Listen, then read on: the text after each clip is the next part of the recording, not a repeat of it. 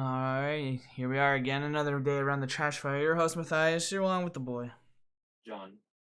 Well, John, we have more faction focuses, which I didn't expect to see. Yeah, they really want to tell us how the factions are gonna be. I mean, they're unique for sure, which is nice. They are, they are very, they have their things that make them what they are. They stand out. Just didn't expect to see it all before 10th edition. And that's Kind of just, I do that a month and a half. I know, right there, right at the cusp. Just a few more weeks, pre-order will be out, and then we have the new edition. Mm-hmm. Of course, where we always start off, we must go to the beginning of our news cycle. That's a good old Sunday preview. Which we're gonna be getting the new Kill Team box with the new what am Inquisitor retinue there, along with the new sculpts of the cultists. Any idea? This is what gonna be 160? So it looks like this is a $160 box. Is it $60 box? Yeah, it's a lot of stuff, and Well, no I terrain. don't, I don't want all of it. What would you Which want? just the Inquisitorial kill team. I mean, I Uh, mentioned it before, but these are great for 40k RPGs because like 90% of 40k RPGs involve the Inquisition somehow. Maybe like 80% because there's the actually no, it's like 90%. Take it back. no, because I mean that's So like the they're best. very useful models for that. They're unique. It's a harken to the old classic Inquisitor game. I think some of the sculpts are inspired by that. And inquisitorial models or just kit would be great for the random acolytes and allies that Inquisitors recruit for their various missions. And yeah, I mean it's a great box, and I kind of only want what the 7 models to make up that. It's weird too because this box is kind of this is the centerpiece are these 7 models, and this is a giant box. I think the like everything else seems unnecessary. I mean, I get it seems like a board game that they kind of just shoved into Kill Team, and if I'll be honest, and I guess if you look at it as a whole, everything does make sense except for the Sisters of Silence. I'm not a fan of those in the box. I think I don't really associate those with the Inquisition. I do like the Stormtroopers. That's another harken to the, or I mean the Scions, which harkens to the old Inquisitorial Stormtroopers. So that's fine actually. I wouldn't mind that. But yeah, the Sisters of Silence, and there's dozens of cultist models which are cool, but it's a lot of stuff. A lot of stuff that you Or it's do too not much want. stuff, I guess. What's up? A lot of stuff you do not want. Yeah, yeah. If I could choose, I would probably just have these 7 models and the Stormtroopers. I could see myself picking these up when they come out just to paint them up for the inevitable 40k RPG that I play in the future. I'm definitely with you. I'm waiting for them to be separate from the box, though. For $60, not a bad deal. What you're getting out of here? A lot of bits, like a lot of freaking bits, which No. is good or bad, right? Well, I mean, you're getting Scions, Sisters of Silent, and a whole retinue Oh of yeah, the Inquisition. whole box is definitely a discount, but it's one of those things where do you really want everything? True. That is true. So we're getting that. That's finally coming out. Horus Heresy, Siege of Sithonia. Yep. This is the campaign book, right? Instantly buying this if it comes in the special edition black book style, I will get that version. If not, then I'll just get the regular one. But this is super cool. No, I feel like if it was coming in the Black Book version, they would be advertising it.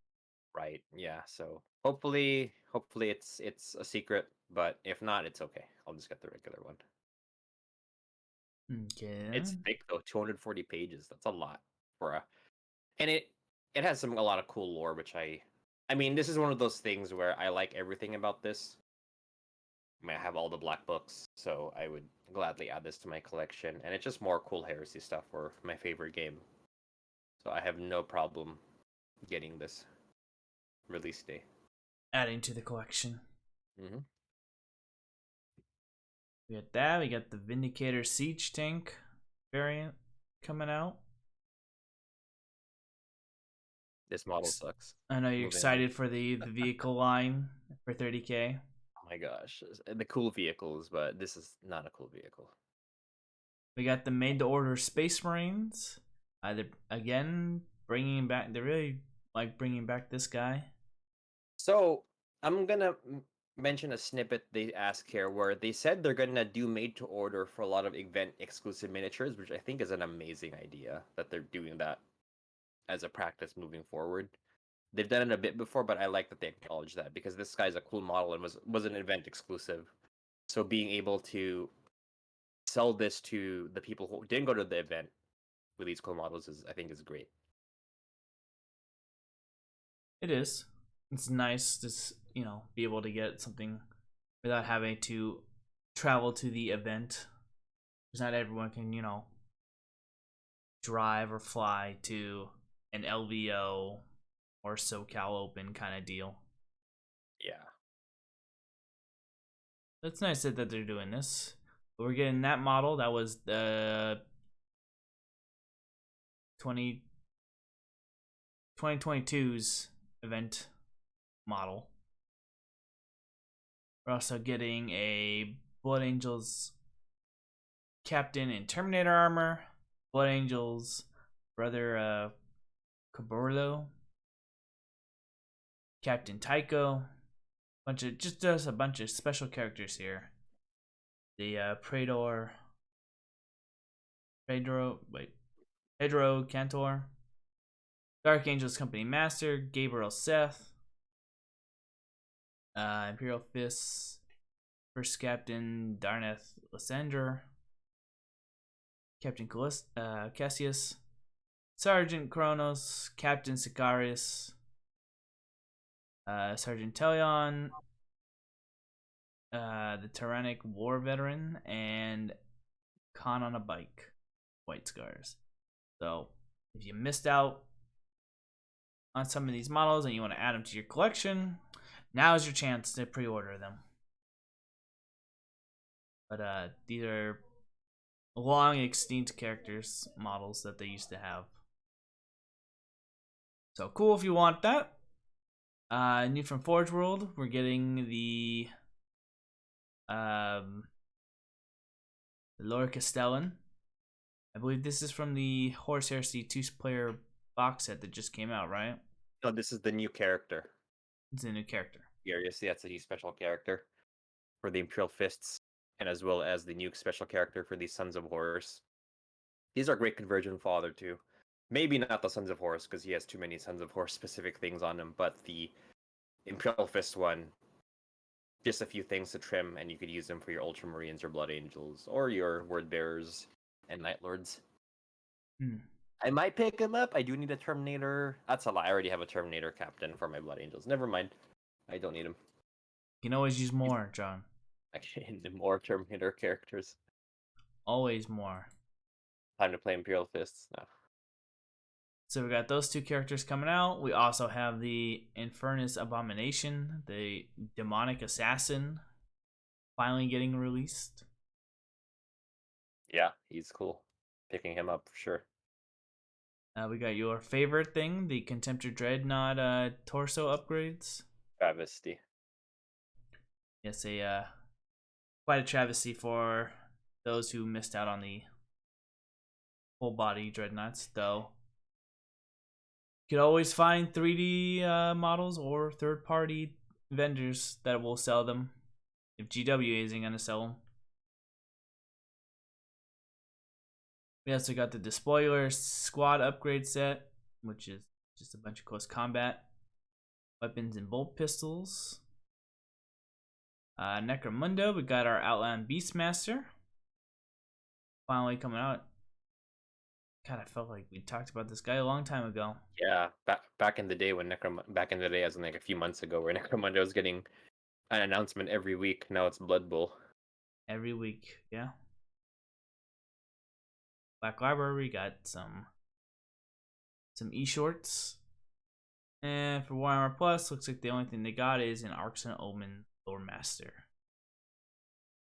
And that is that for the Sunday preview. Everything else will pretty much just be a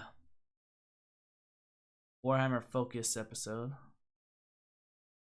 So let's take a look at this next story here. Nope, not this one. So there is more focus episodes or articles, I should say, not episodes. Starting off with the Chaos Demons.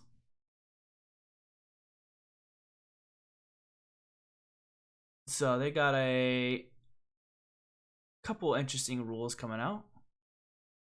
Their army rule is going to be the Shadows of Chaos.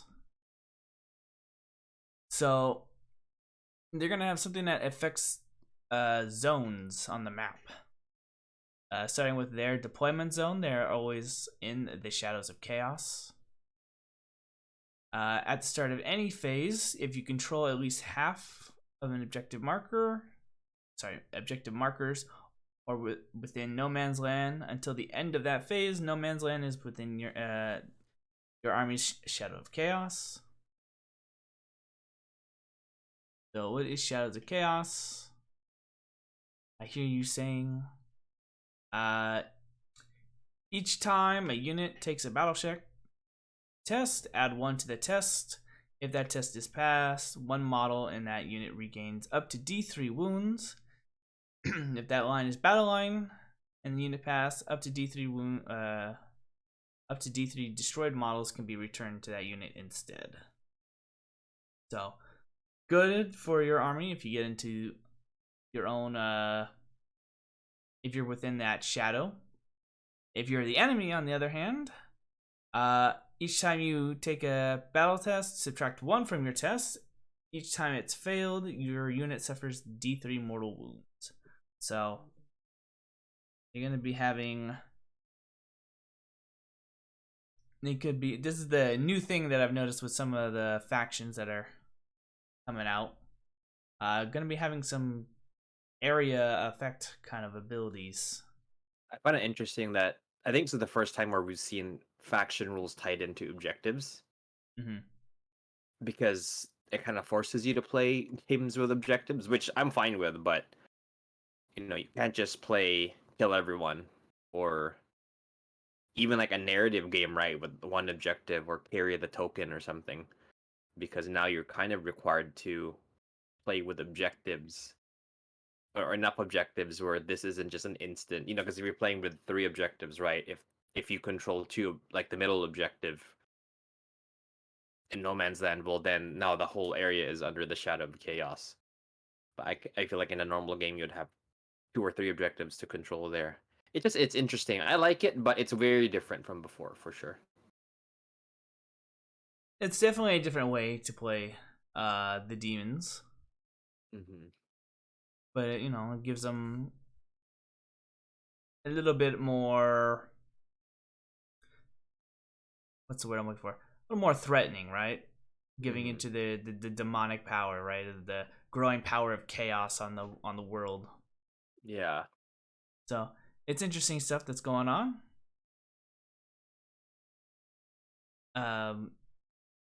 We also got their demonic rule, the warp rifts. Each time a legion's a demonic unit in your army is set upon the battlefield, deep strike ability.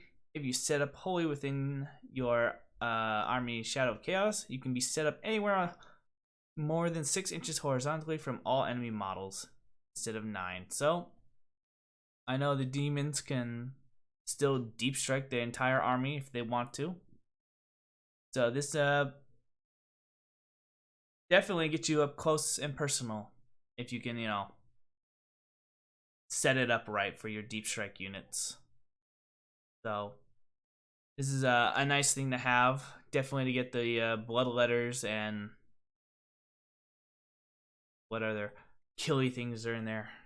Juggernauts. If you can get them into deep strike them in, get them into combat as fast as possible for a nice counter assault.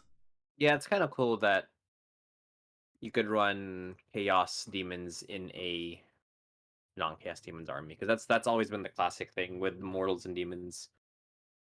So being able to do that is like Ah, as part of the core rules is pretty nice. I'm talking about the Demon Pact, huh? Yeah. Yes, the Demon Pact. They finally give us straight up rules. No, now that power is no longer a thing, which I hated using in a points based game. Kind of just made no sense. But now they just straight up tell us that 25% of your army can be demons.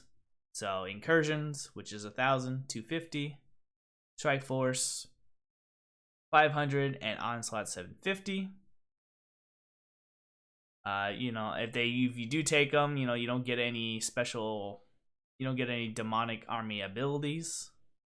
And if you are a army specific faction, such as World Eaters, Thousand Suns, and Death Guard, you have to take your patrons demons. So World Eaters have to take Korn, Thousand Suns Zinch, Death Guard Nurgle, stuff that makes sense. You won't be having Zinch Flamers in a World Eaters army. It would just be weird. Mm-hmm. Which makes sense. Yeah. So, and then they give something where if Lucius the Eternal is your, warlord in your standard Chaos Marines army, you'll only be taking Slaanesh demons. But if you do just normal Black Legion, you can have 25% of your army be whatever demons you want. Unit spotlights. We got the Keeper of Secrets.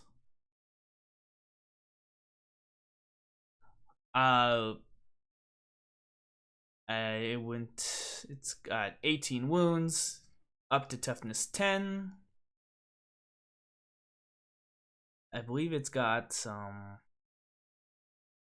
Where's the shield? The Shining Aegis now grants us a 5-up feel no pain. This will be quite a monster to be dealing with here. Need to my notes here really fast.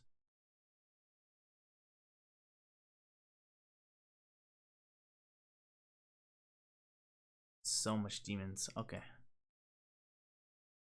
Let's see what else we got here. Last two ones, it used to be 20, but that's fine. Now has a 4-up invul save. I don't know if they have the super saves anymore, the super invul saves. From what I've seen, there hasn't any weapons anymore that get rid of your invul saves, like the Tau railgun or the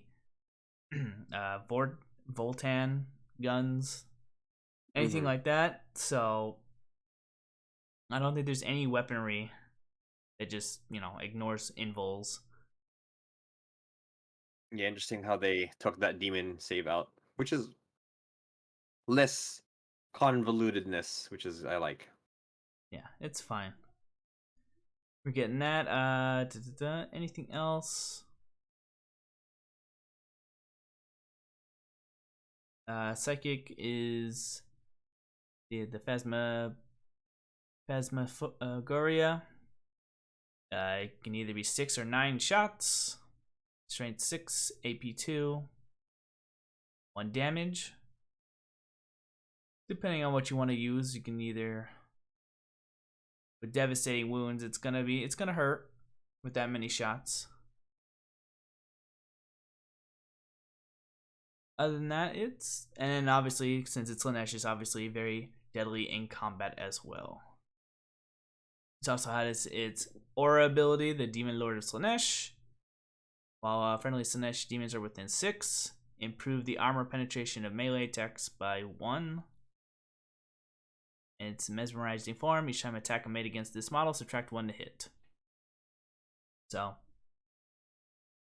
still very powerful, as you would expect from the Keeper of Secrets. And it's a beautiful model. So we got that going. And then we got the big man himself, Bellicor. I haven't seen too much Bellicor. But he too lost 2 wounds, gained toughness 10, gained the stealth rule. We still have no idea what the stealth rule is.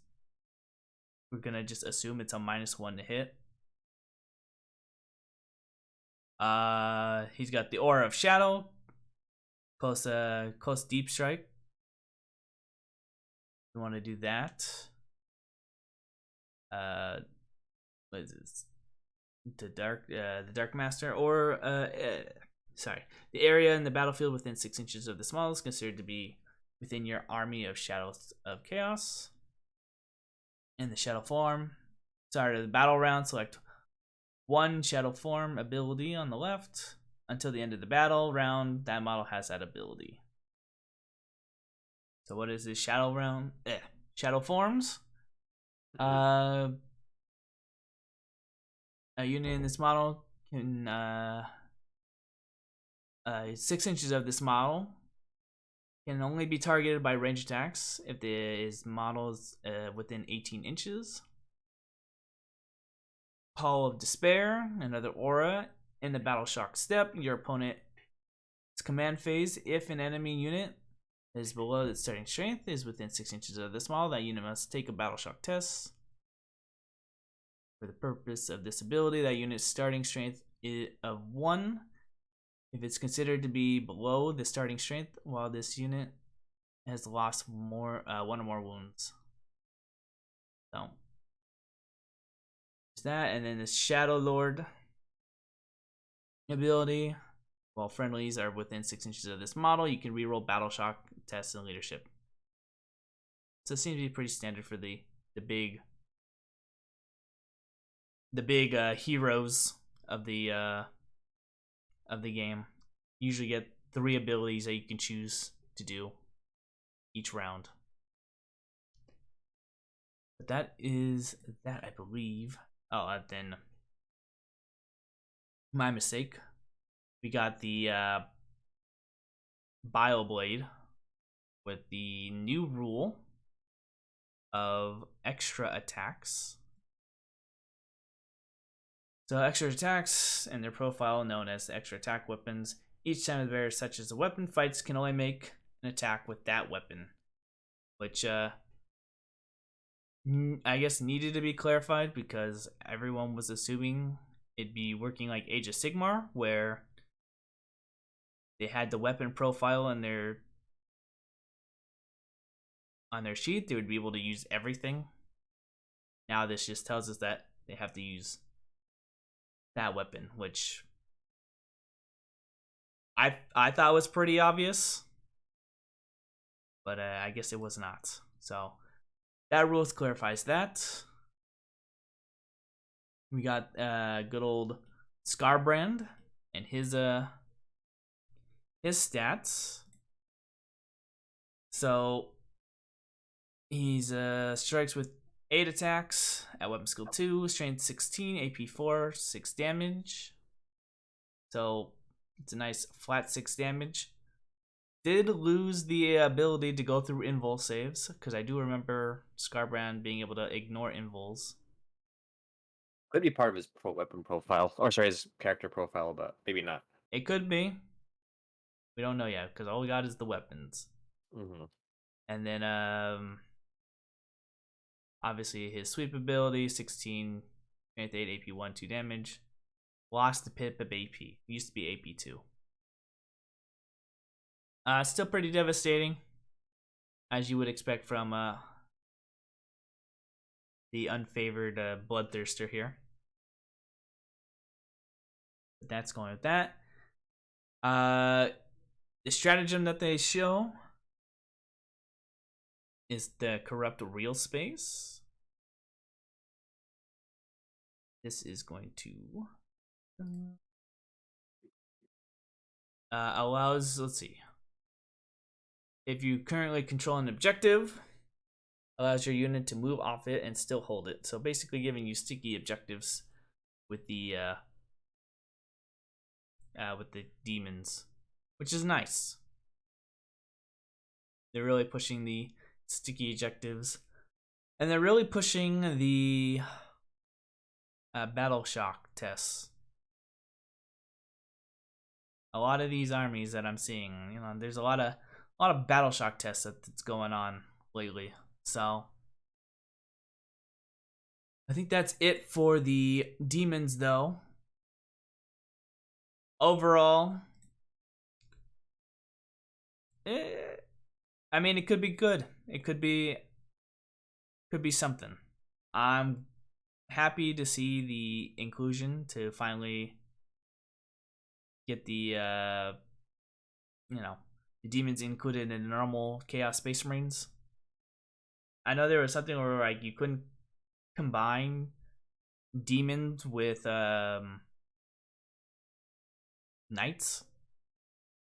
There's some weird thing that was going on there. But overall, I mean, demons are looking pretty nice. Pretty spicy, After all, we only have this little information to go off. So once it gets closer and closer to their release date, we'll be able to have a better judgment on what's going to happen here. But overall, interesting. Yeah, really like the Shadows of Chaos thing. Again, using objectives as an army mechanic independent of mission is new and bold, and I like it. Yeah, it's nice. I don't think Star Wars Legion even has rules like that are objective dependent, like being near an objective. No. But I'm sure next edition though might be something, but we'll have to wait and see. Moving on though, we'll have the Adeptus Sororitas. So they're getting their Axe of Faith. They're still gaining their miracle dice. So they'll still get it at the start of each turn. Each time a sorority's unit is destroyed, you'll still get a miracle dice. And it pretty much just works the same. Now you roll dice, and whatever that dice roll is, you use that dice roll. Though it does not look like there's any restrictions on how many miracle dice you can use a turn, as there was last time. So, so before making any dice rolls, you can use the Axe of Faith. If you have one or more dice in your miracle pool, that unit can perform an act of faith. If it does so, select one dice from your miracle dice pool, substitute the dice. All standard stuff. Why? Trying to think of all this really fast, just skimming again.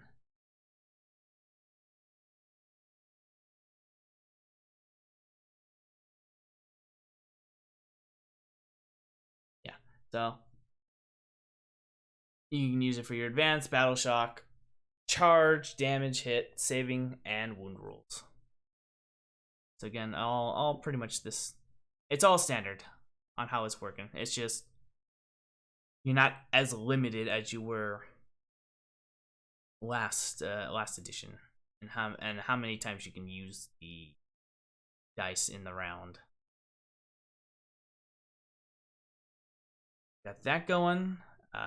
We got the detachment rule, Blood of Martyrs. Each time sororities in your army makes an attack, add 1 to the hit roll. If that unit is below starting strength, add 1 to the wound roll as well. That model is below half strength. If that model's unit is below half strength. For the purpose of this ability, it has a starting strength of 1. It is considered to be below its starting strength while it has lost one or more wounds. So, as damage goes on, the more damage output they will be able to put out. We got that going. We got the Triumph of St. Catherine, the best looking model of the sisters, in my opinion.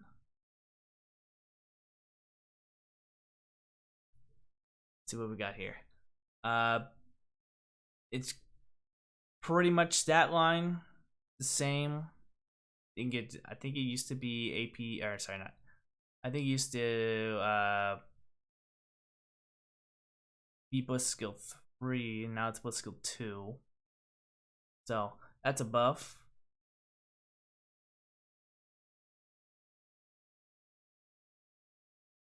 It's got 18 attacks with its relic weapons.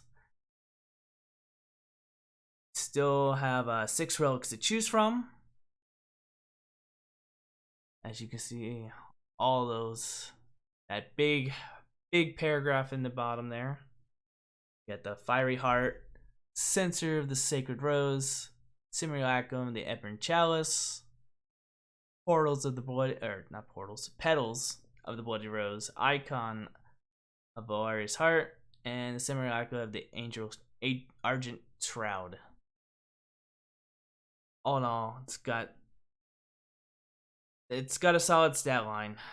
Melee and feel no pain, Miracle Dice farming,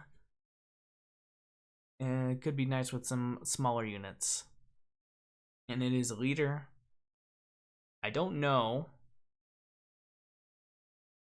I mean, it has the leader keyword, but I don't know if this will be able to, like, join a unit kind of deal.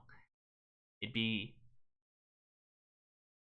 a little weird, but I could see it joining a squad of the Shield sisters protecting it. But yeah, otherwise, I guess it has a 4-up invul if you just shoot everything at it. Yeah. But that is, I'm not gonna go over all that. That's a lot to go over. But that is, still pretty beefy. Battle Sisters, just a normal Battle Sister squad. Just leadership 7.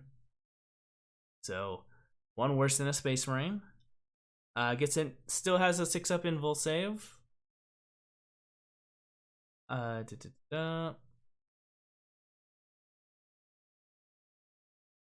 They got the Simulacrum of Imperium. Each time a unit destroyed by the bearer of this unit, gain 1 miracle dice. Still can farm some miracle out of them. Cherubs. Once per battle, this unit performs an act of faith. You gain 1 miracle dice. And Defenders of the Faith. At the start of your command phase, each objective marker you control has 1 or more units from your army with this ability. With range of it, you gain 1 miracle dice. So I'm looking at this unit, definitely going to be farming a lot of miracle dice for the Sisters of Battle players. Depending on how point effective they are, I would not be surprised to see a lot of these on the battlefield. Since it'll just, this is a unit you're just going to plop on an objective and just farm your miracle dice away. So, solid troop choice to grab up here. We got the weapon spotlight. We got the organ. It's gonna have indirect fire, which I don't believe it has ever had originally. I think it was always needed a line of sight. Indirect, and we also get the indirect fire, which relatively the same. -1 to hit, stuff that you cannot see, and your opponent gets the benefit of cover. Other than that, it's Not much has changed too much of it. But indirect fire is always good. Always good to hit units from that you cannot see. Hit some like weak cultists off some objectives or something like that. Always nice to have. And then we got the general as well. I almost called her Marvel. Crap, what's her name again? Da, da, da, da.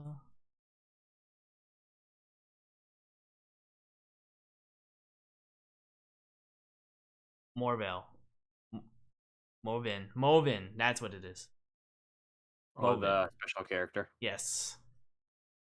We get to look at her weapon profile.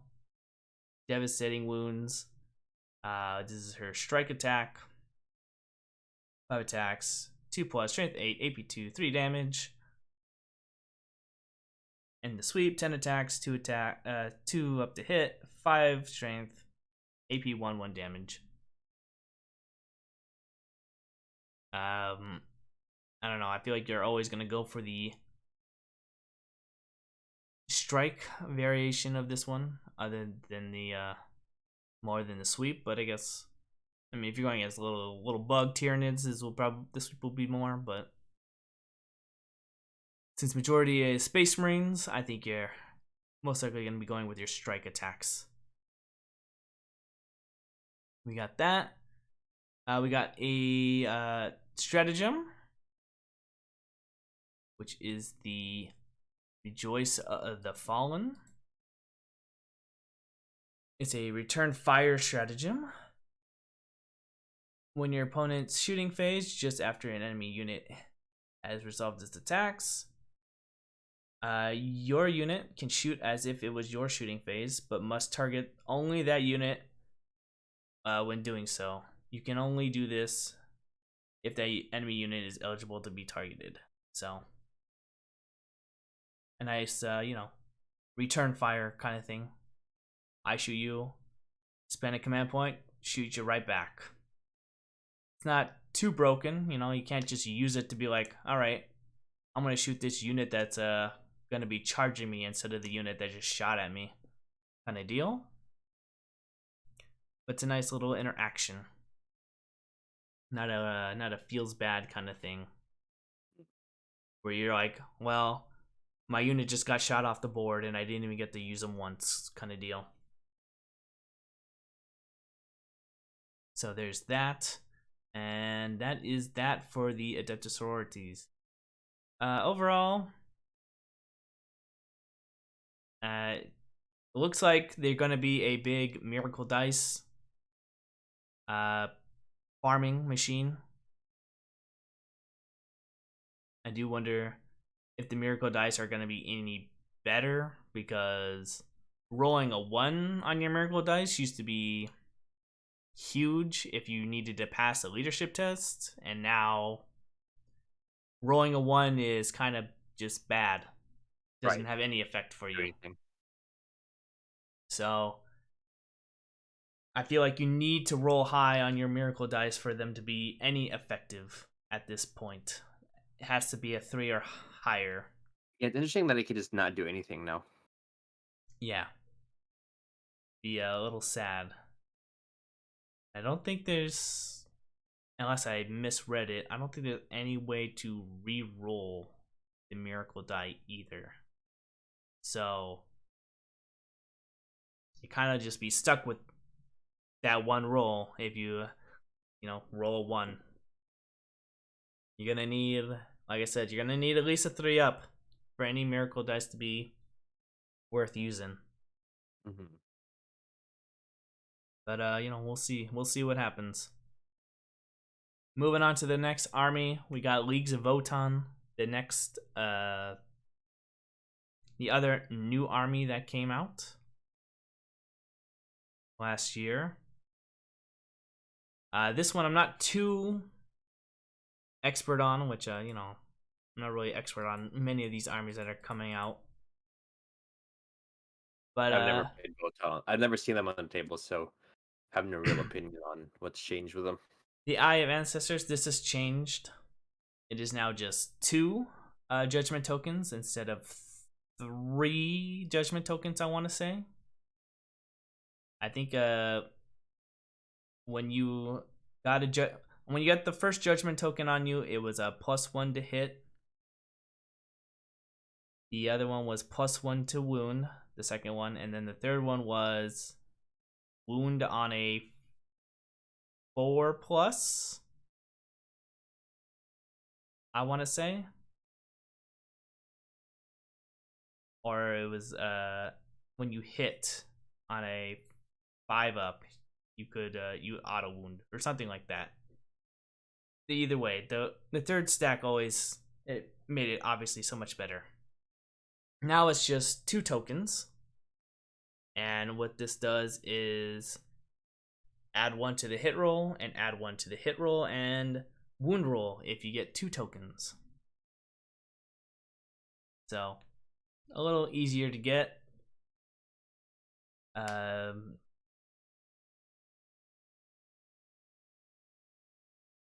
So each time an enemy unit destroys a Legion of Voltan, the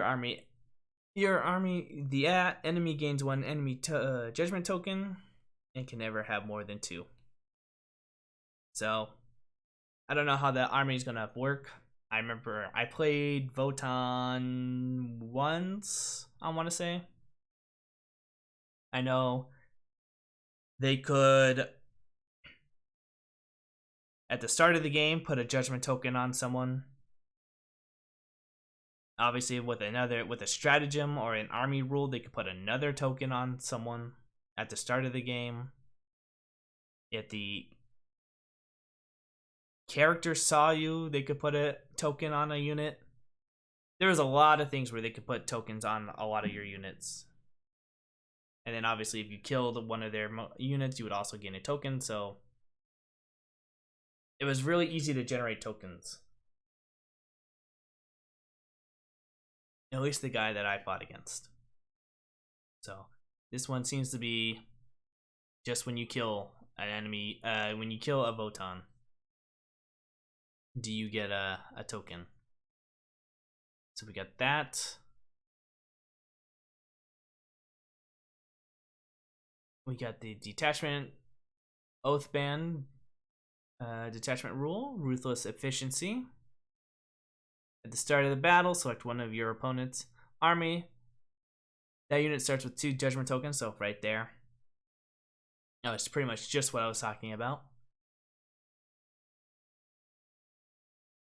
That enemy unit is, if at the start of your army, at the start of any of your command phases, that enemy unit is destroyed, you gain a number of CP depending on how early in the battle you destroyed it, as shown in the chart down here. So if you destroy it the first or second, you gain 3 command points. Third or fourth, 2, and then the fifth you gain 1. So if you find if you target an easy unit that you know you're gonna destroy no problem, we'll be able to get, you know, maximize your command points value out of that. But that was like I was describing earlier, my experience with Votan. Yeah, they just pick 1 unit at the start of the game, and they'll just get a token. This one they get max tokens, and you get a benefit for killing that unit if you can do it fast enough. Moving on, we got the Harken Warriors. I've noticed that they are now toughness 5. So they went up in toughness, probably due to the fact that now they're probably their leadership 7, so they're a little more cowardly. And we'll notice that they don't have any more of the beam weapons, which Votan was very known for having. Setting up a line and then just going right through a bunch of people. No mention of their void armor, which I think I don't remember what void armor is, but that is gone, which is another reason why they probably got to toughness 5. I assume they're going to be going down in points as well, going back to more of their horde focus, because I remember when they first came out, you know, they were all pretty low point cost, and as players started playing the army and seeing how broken they were because of all the abilities that they had and how fast they were just killing people with how much because there were so many of them, it went up in points. So probably this edition, with all the special rules going away, they're probably going to go down in points. So they'll go back to what they were originally going to be. Let's see their abilities. They have luck has no keeper. Luck has need keeps, toil earns. At the end of your command phase, if this unit is within range of an objective marker you control, that objective marker remains under your control, even if you have no models within range. So normal Harken warriors will have these sticky objectives. They'll have special scanners. Ranged weapons equipped with this bearer in the unit ignores cover. Comms array. Each unit in this bearer with a stratagem, roll a d6 at a 5+, you gain a command point. Med pack. This unit will have a 6-up, feel no pain. And if you have the Weave Field Crest, the bearer will have a 4+ invul save. So, still got a lot of war gears to play around with here. But, I mean, there's not really too much more I can say because I don't know, again, too much about Votann.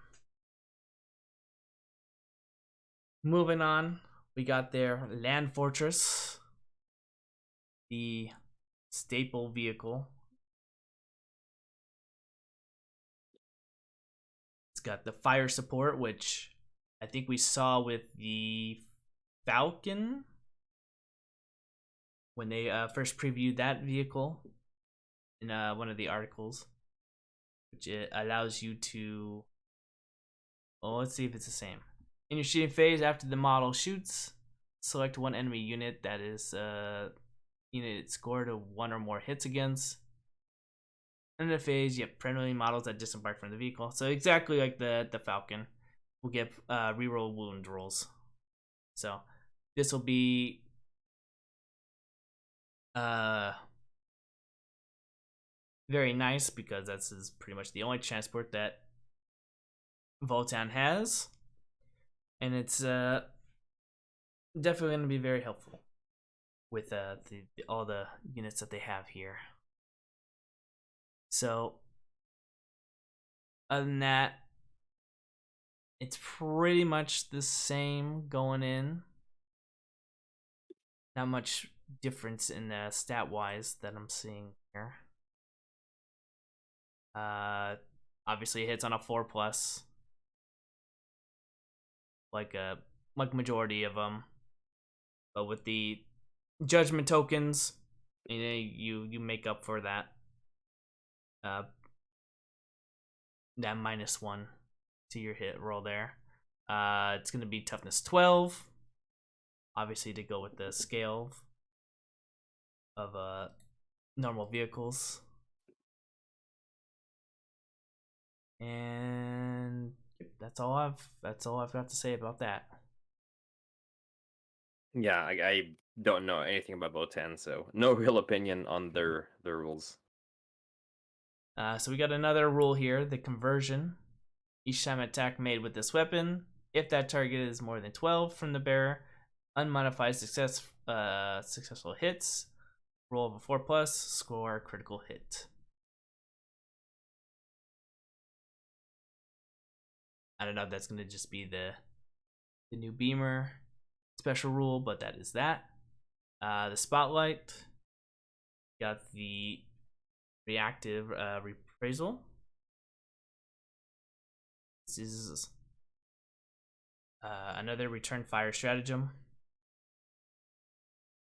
So, unit can shoot as if it was a shooting phase, must attack.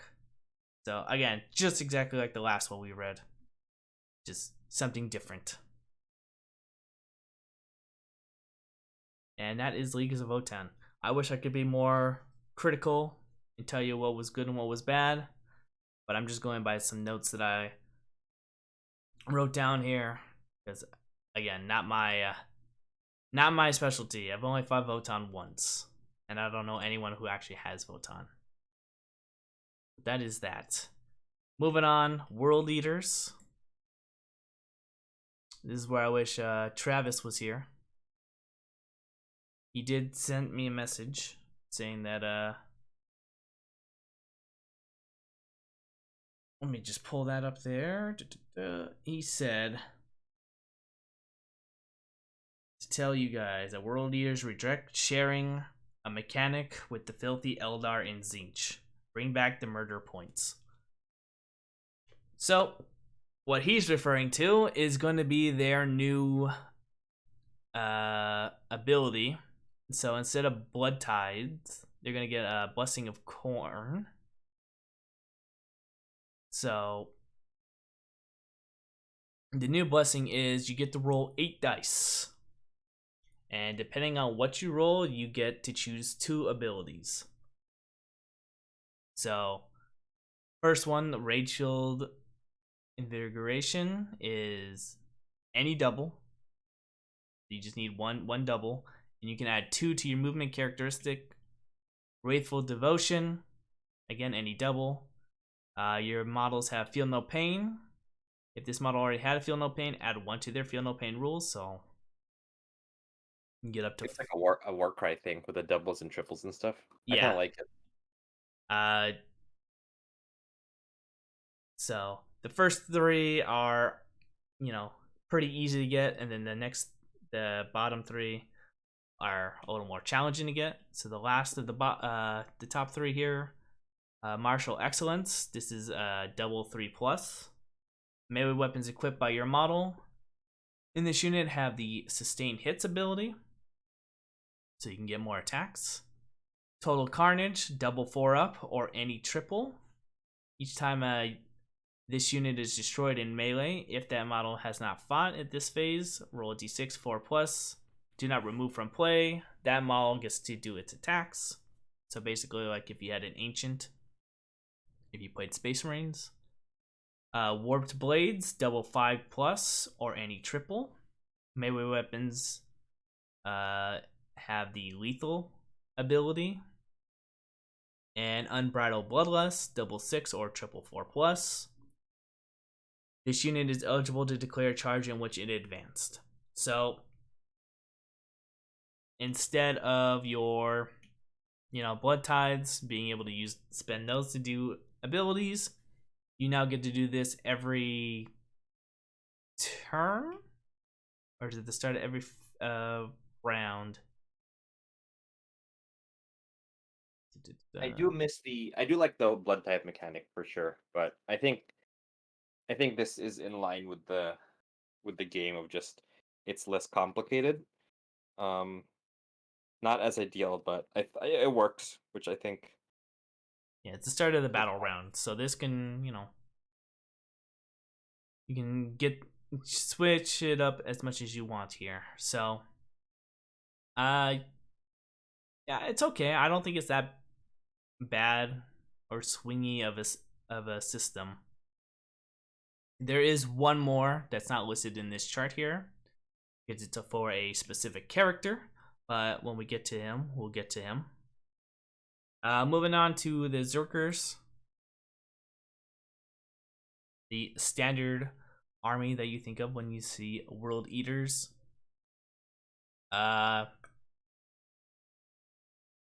Chain axes, strength 5, AP 1, 1 damage. Hopefully they get a buff from the detachment or something.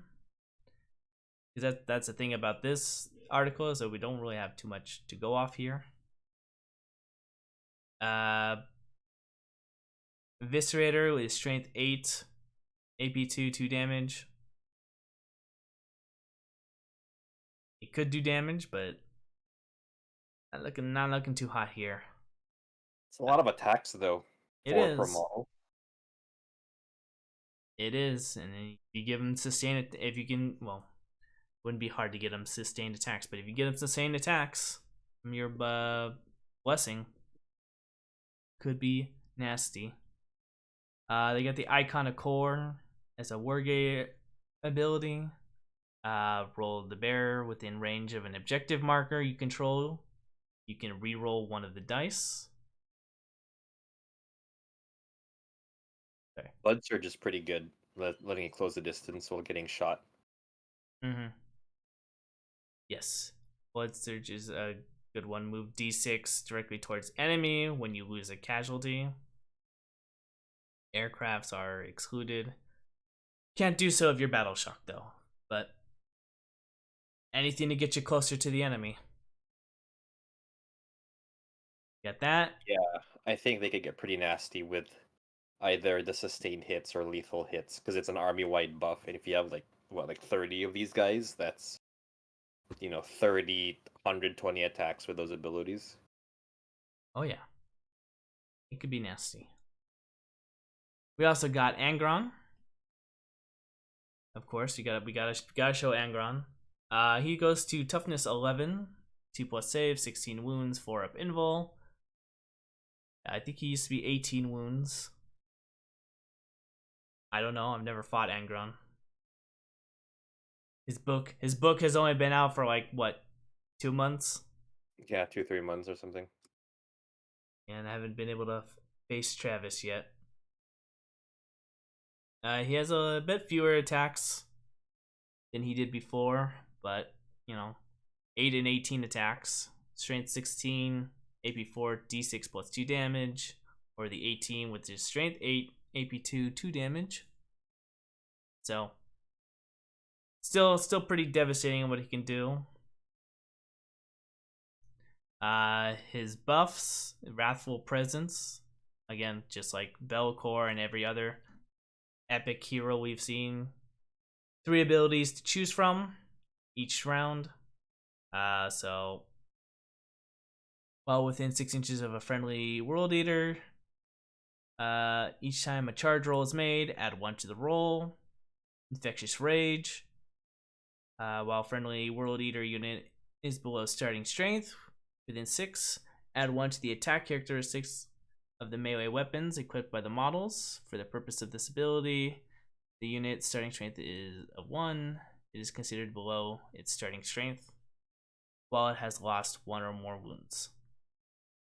And Righteous Slaughter. Each time a model makes an attack, you can reroll the hit roll. So, still pretty devastating to have. And then here's the other Born Blessing, Reborn in Blood. So to get this is his revive ability, which you could do with the Blood Tides. To get this off, you need to roll 3 6s. If you get that, he comes back to life with full stats. So it's actually a bit better than when we're using the Blood Tides, because I think he came back with 8 wounds, I believe, when he died, and you brought him back with Blood Tides. With this, he comes back with all 16. So he would be a monster, just doesn't get to come back as much as he used to. If you were able to rack up Blood Tithe points back Yeah, this then. one is more random Yeah. with the 6s. But full strength Angron. That's Yeah, another that's 16 pretty wounds you good. gotta do. So, And also, I like how it's not reliant on him dying on that turn. Like if he died turn 2 and you roll turn 4, he could come in turn 4. he could come back anytime. As long as you just roll those 6s. Yep, that's pretty cool. I could have swore there was something else in here.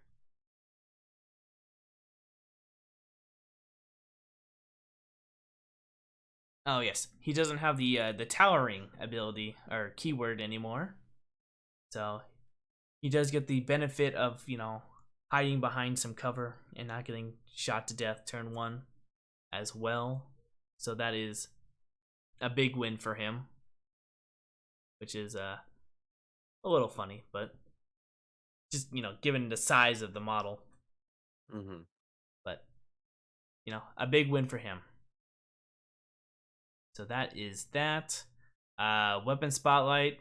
We get the belly cannon of the Lord of Skulls.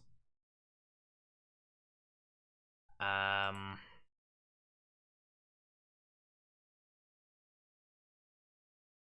mean, it's not bad. It's a shorter range, I believe. I think it lost a little bit of range there. But we have to see the full scale of the good old Lord of Skulls to see if it's going to be worth taking. Because the cannon itself is not a seller here, in my opinion. Only 18 range, D6 attacks, BS3, strength 14, AP4, D6 plus 2 damage. So I mean, you could kill a Terminator if you get a lucky shot off, but it's pretty underwhelming for what it is. Stratagem. Got the Blood Offering.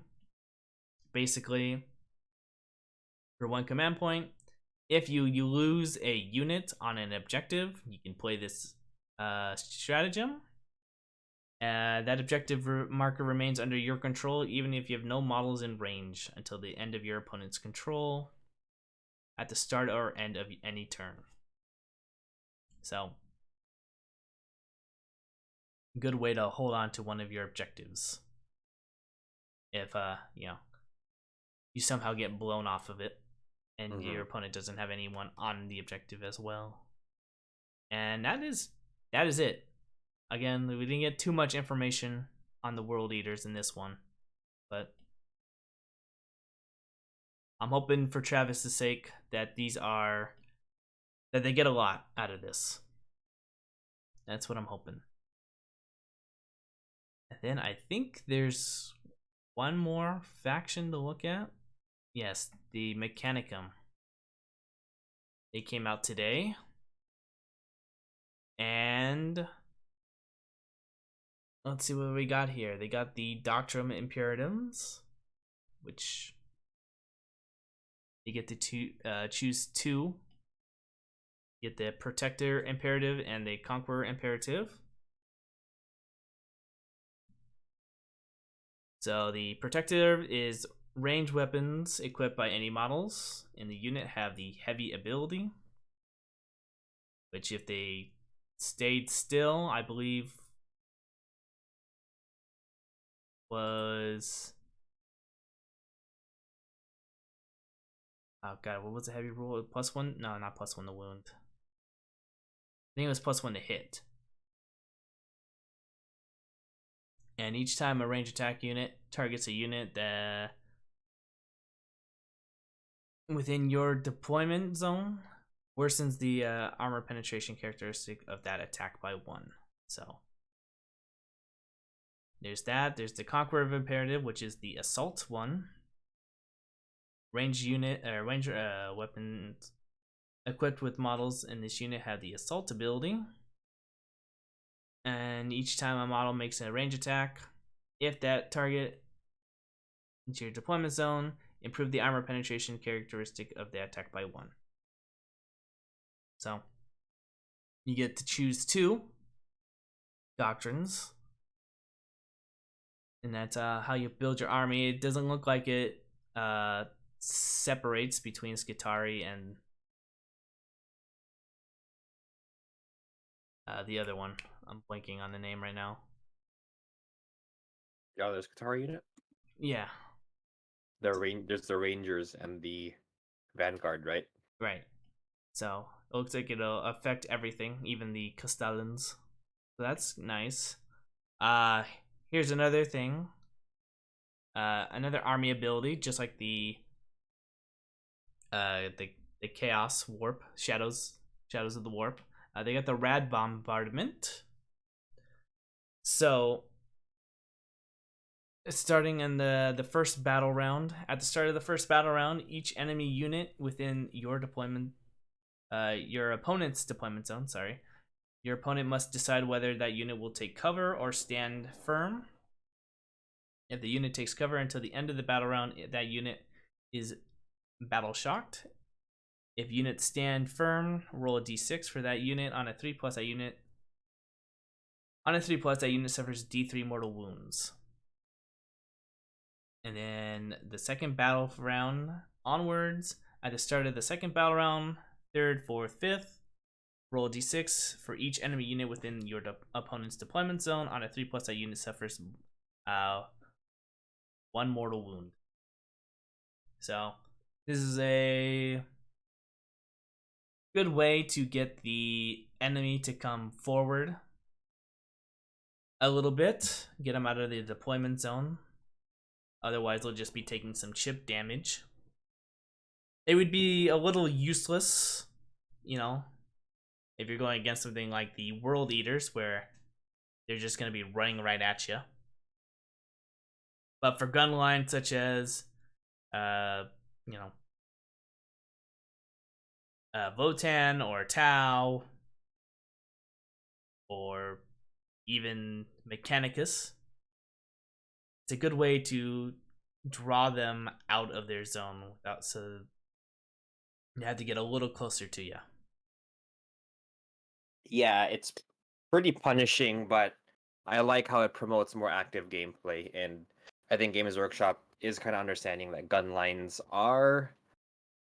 don't make for fun games, so it's not devastating the gun lines, but it does again, it's like a lot of chip damage, like you said, if you just stay in your deployment zone, right? Yep. So yeah, it's kind of cool. At that, we got the unit spotlight.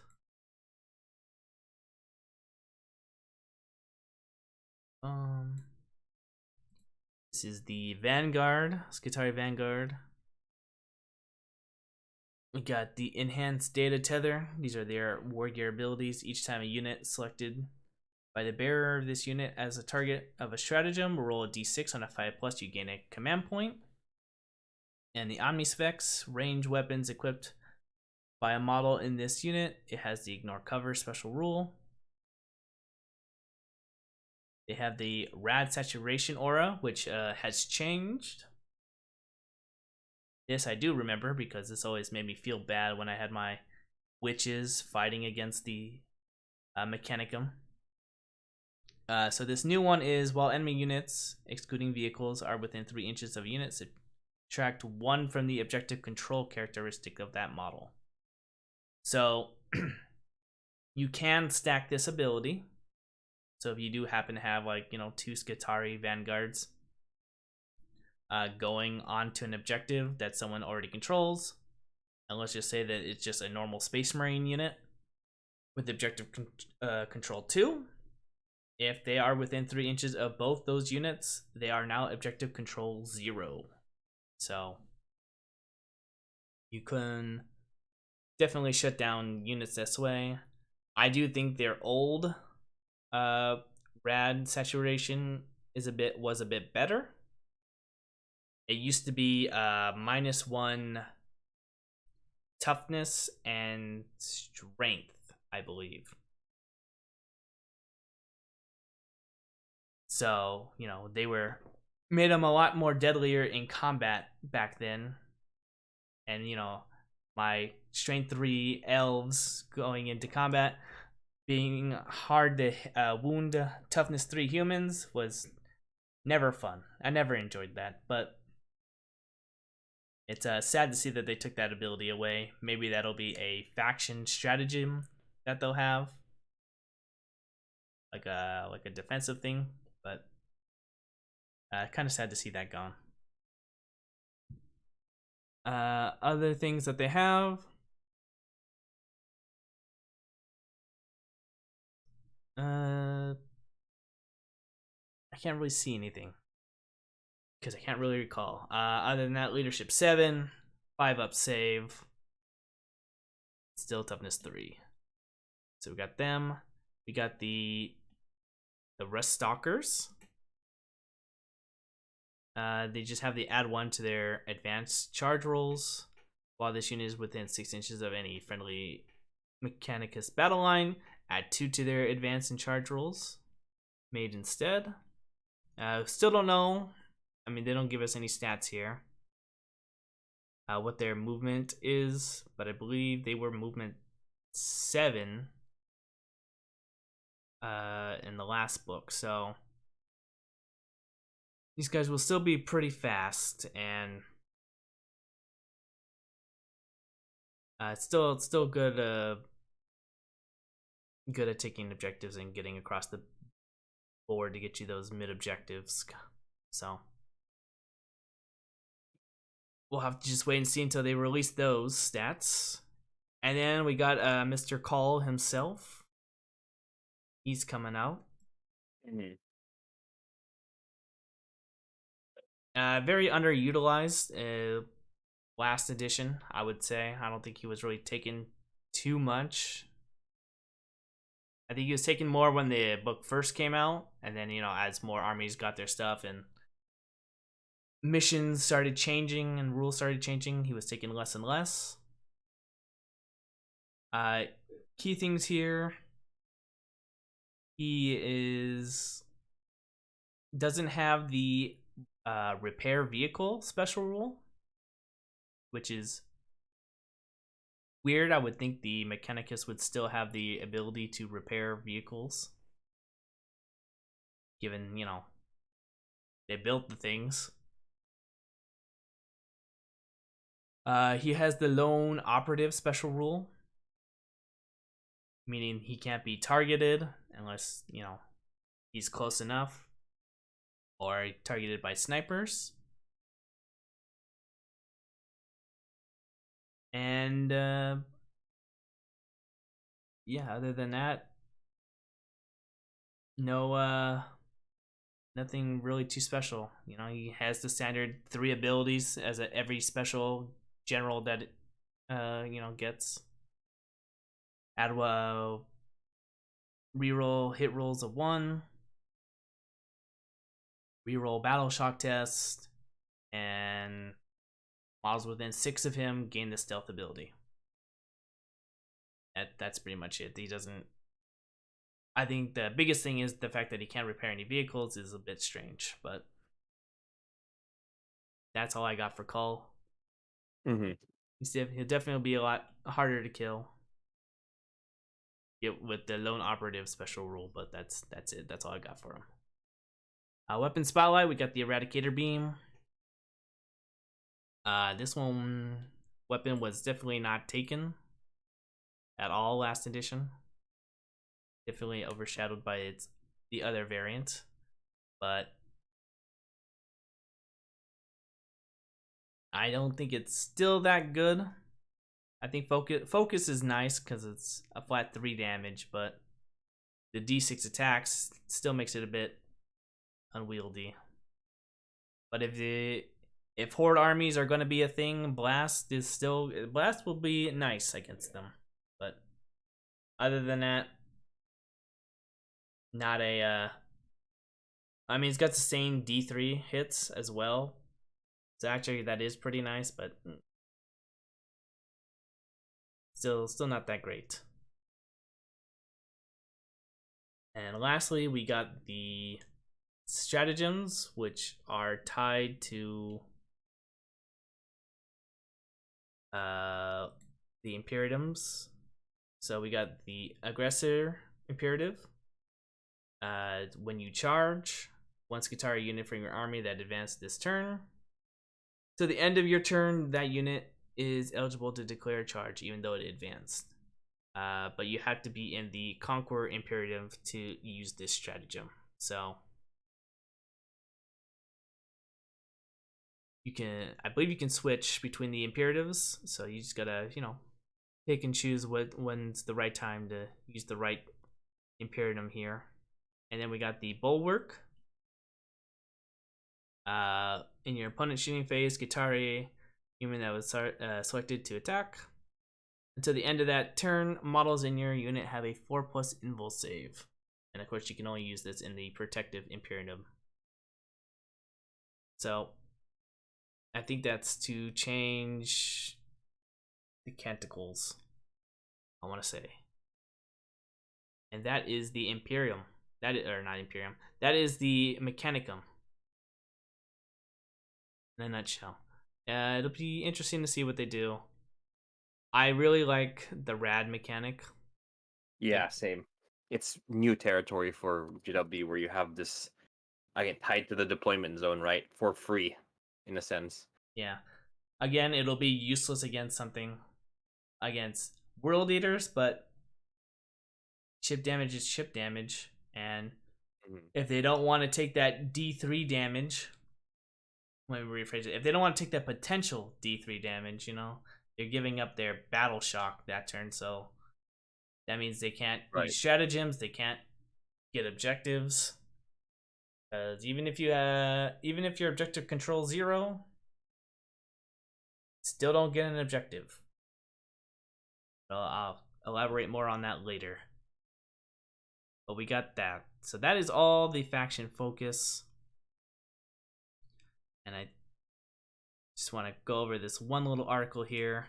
Ways to play. So they did talk about a crusade and how crusade's going to be going on in 10th edition here.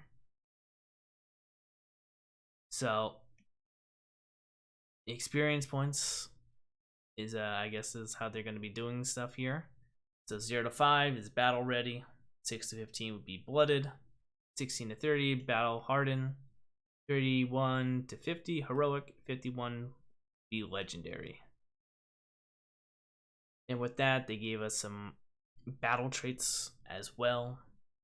Only the swift survive.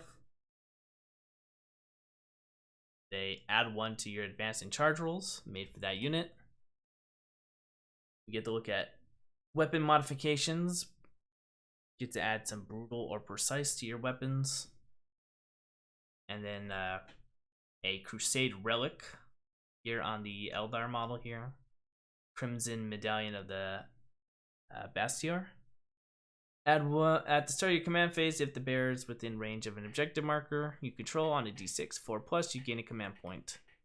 So that just was something I want to also mention. They did state that command points are going to be capped. So you can only gain 1 command point, which I assume was going to be the case. It seems the only way you're going to get more than 1 command point is if you're Votan and you're able to kill your judgment target, as early as possible. But majority of the time, you're only going to be able to score 1 command point a turn. And then it just goes on. We got some crusade blessings. So it's a very interesting article. It's showing that crusade is still going to be alive and strong within 10th edition. And I think I'm going to try to give it another try.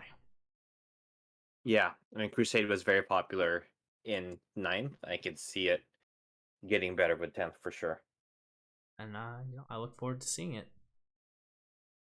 But that is that in terms of 40k news. You don't have anything, no Star Wars Legion, no war, or not Warcry, War Machine, War Hordes, anything like that. War Machine's getting stuff, but that game is I'm kind of just not into it anymore. Oh, what? You The lost your releases, hype? yeah, the releases are too like there's just kind of no what's the word like momentum with the releases. It's just kind of random and there's no big oomph with it. And it doesn't help that there's kind of no community. So Yeah, Well, do you think the Age of Sigmar approach was the wrong approach for them to do? I think so. I think the game it's one of those things, right? Like how long is a game can a game last before it gets too bloated and and before it gets so bloated you got to restart it. Again, like I've yet to see a war game that survived past second edition that's not Warhammer. Like a big war game. Hmm. Maybe Bolt Action, I don't know. I haven't really followed that, but for sure like a sci-fi or fantasy one. I haven't really seen it survive again past the second or third edition. I guess War Machine's not dead, but definitely it's suffering from the issues of again like a long war game where there's just so many units. And like how, in Magic there's so many cards, but it's a card, right?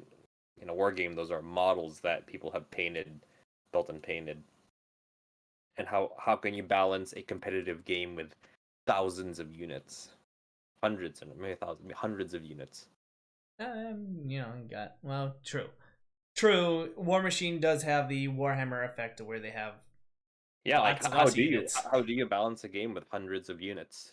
I don't think you can. You don't. Yeah, you don't. GW is king, and they still don't have their game And balanced. they don't. And I don't think they can, right? No, I mean, Legion is probably one of the most balanced war games out there, and when in 10 years when there's like hundreds of units, is the game going to be balanced still? I don't know. I mean, even right now like you don't really see any fleet troopers on the battlefield. You don't really see any rebel commandos or full scout squads or even imperial like stuff like imperial special forces. I mean, I guess they exist, but there's definitely some units that you don't like. Veers, I don't really see Veers anymore. I read I don't really. Veers. Yeah, Veers is cool, right? But in the competitive sense, he's not that. He's He's not kind of there. he's not you don't see him. He's fallen off, is what you're saying. He has fallen off, right? But that's the nature of a war game, and in a game like Legion with again dozens of units, Veers has game, right? He's unique still, but in 5-10 years, when there's General Veers and Admiral Piet and Commander Dedra from Andor, like you have all these units, like probably at some point it'll just blur in, which is I think the issue with War Machine is it just blurs in. So Yeah. yeah, but yeah, I kind of have stopped following War Machine. I mean, I still have my models. I'm not gonna sell them this time around, but yeah, they're just in cold storage. That's sad to hear. Inevitable, I guess. Yeah, Not and every. I'd rather play Legion for my non-Warhammer fix, and then Shatterpoint as it comes out. That game I want to talk about, but that game is so like it's so different than other war games. Like the rules are so just way too different that it's hard to just casually talk about it. I think once I play it, then I'll have more understanding. But it's really interesting how, like, an example of Shatterpoint, something different is depending on how many hits you get, you do different effects when it's the damage step, right? It's not just like, oh, you do 3 hits. Well, now you do 3 damage. No, it's like, okay, you take 3 hits, so now you could follow the combat tree. So you do 2 damage and then you push them back, or you could do 3 damage and knock them down, or you could pull them. There's all these different things, which is super cool and I think makes sense for a skirmish game. You have all these decisions to make, Mm-hmm. but it's definitely something you really got to wrap your head around and play, and which is exciting for me because it's different, but also again it's hard for me to just, oh yeah, that's how it works. This is how the game works. You move, you attack. That's it. Like, nah, it's very. I don't want to say complicated, but it seems complex at first. So, but expect to see. I do plan on playing the game a lot, so expect to see me talk about it in the future because it seems really fun and people seem to be enjoying it.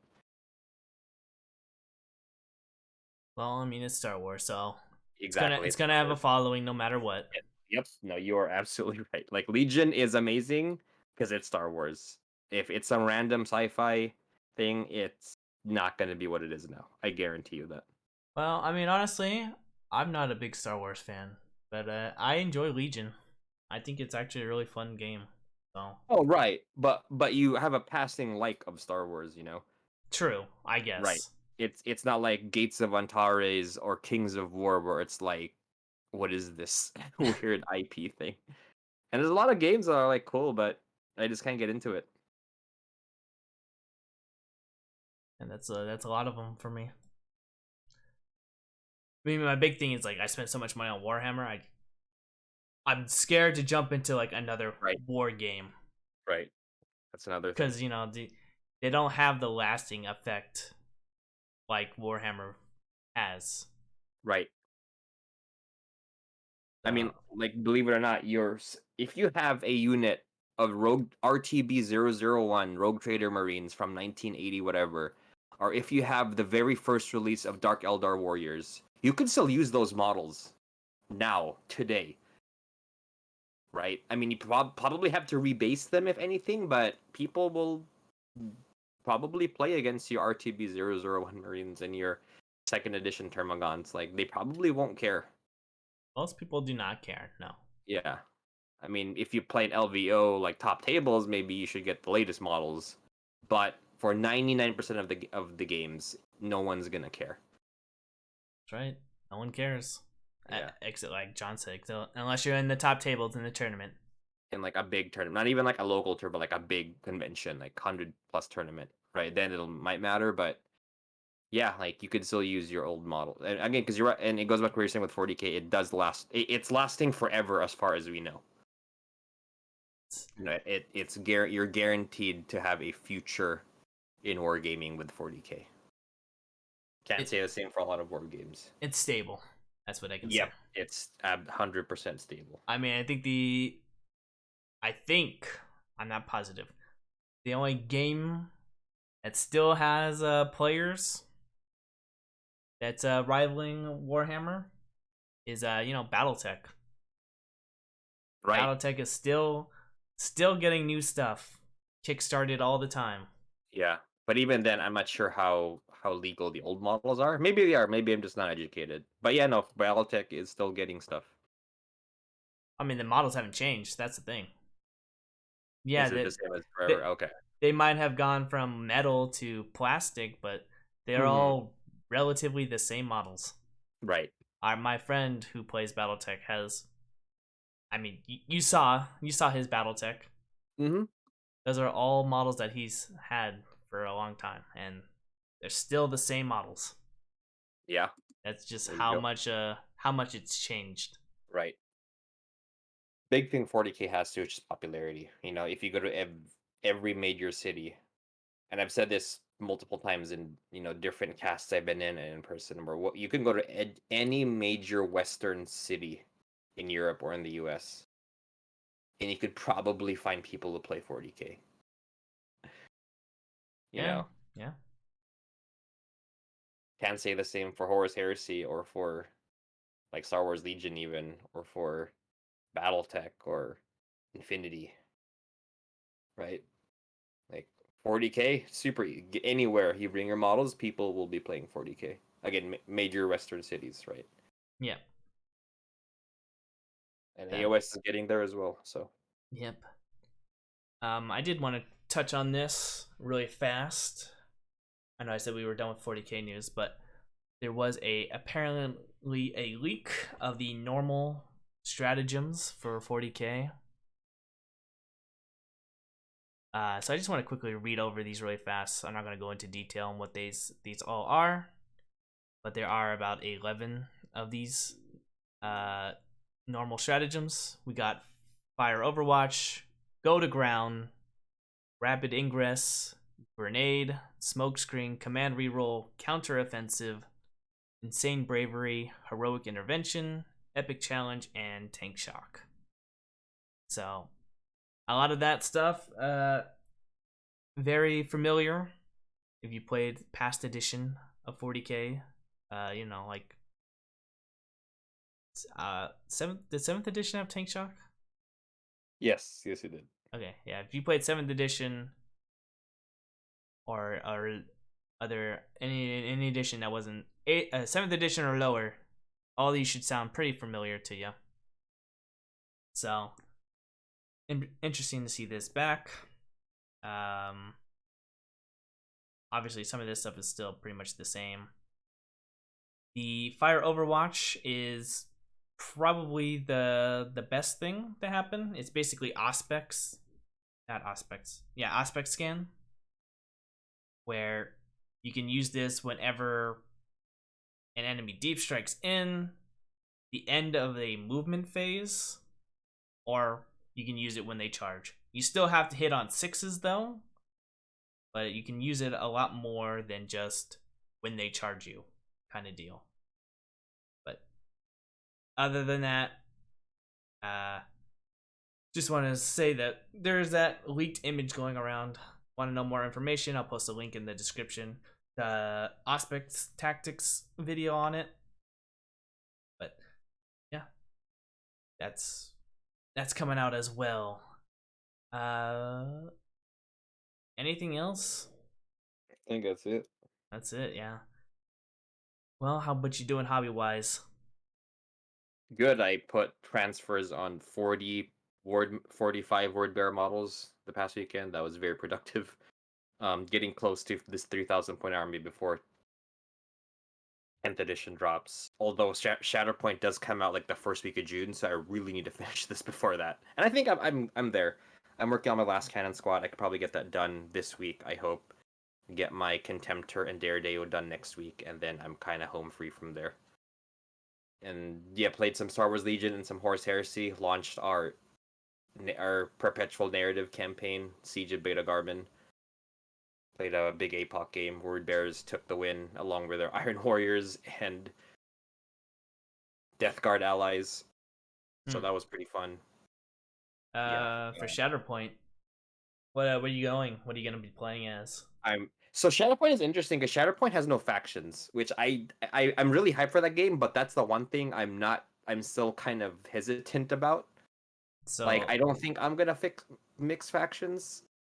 so Now, you mean I what's up? can run Anakin and Luke and Darth Vader all together? So that's the thing. The only thing they're dividing it is by eras. So there's Clone Wars, Galactic Civil War, and I don't think you could mix and match there. You have to be the same era. But you could have Anakin and like Darth Maul and Jango Fett. Um, yeah, it's interesting. Now you are incentivized to bring similar factions. For example, like Captain Rex has abilities that affect only clone troopers. Obi-Wan has effects that only affect Republic, and there's some Mandalorian characters like Bo-Katan that only affect Mandalorians. So it makes sense to bring similar quote unquote factions together, but there is no rule that says you have to bring these factions together. However, I think just for my sanity, like my gaming sanity, like and same for like Marvel Crisis Protocol. I have some models for that. We have to play a game, but I do stick. That game also has no factions, but I tend to stick to factions.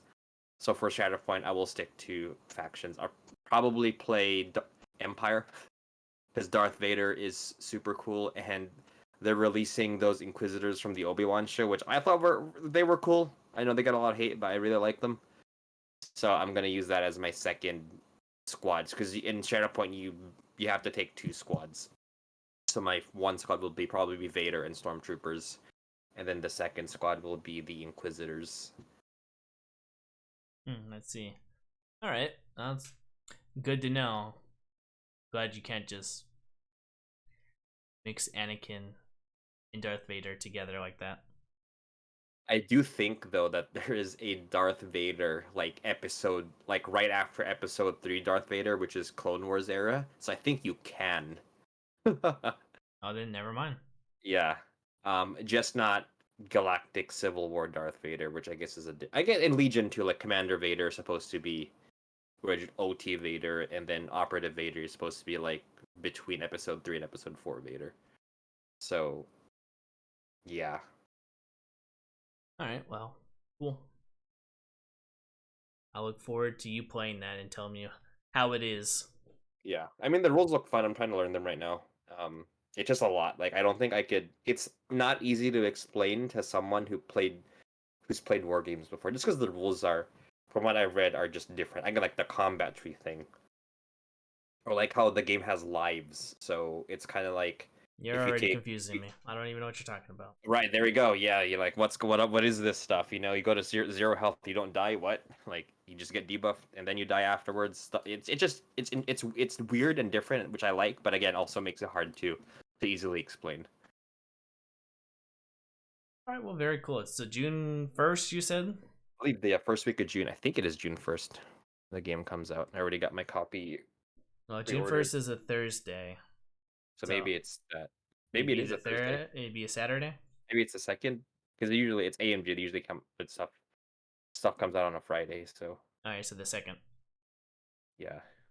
All right, then. Well, I look forward to your review when you get an actual full game in. Hmm. Very nice. Me, I've just been busy with work. Unfortunately, I haven't had much time to do any hobbying. But I've got time off now, Nice. so I'm just gonna be painting away the Shadows of Brimstone as I wait and see for my faction focus. I'm still waiting for the faction focus on the Dark Eldar and the Eldar, because those are the two factions that I'm probably going to play 10th edition, and I just don't know what I want to play yet. So once I find that out, I'll know. I'll know. But as of right now, just Shadows of Brimstone painting still. Still waiting on the big box that I ordered for the Kickstarter to be shipped out. It's being shipped to all the regional warehouses where they'll print out the shipping labels and send it out to us. It should be done soon, hopefully. So, most likely be expecting my box probably in June, if I had to guess. Given the Kickstarter update that they've been giving us. But yeah, I've been not much done on my end here. But I'll post some pictures, get some stuff up on Instagram, maybe do some live streaming of painting. We'll see. But that's it for me. I think we're ready to call it here. So I'd like to thank everyone who made it to the end of the video, and we'll see you next time. Later, everyone.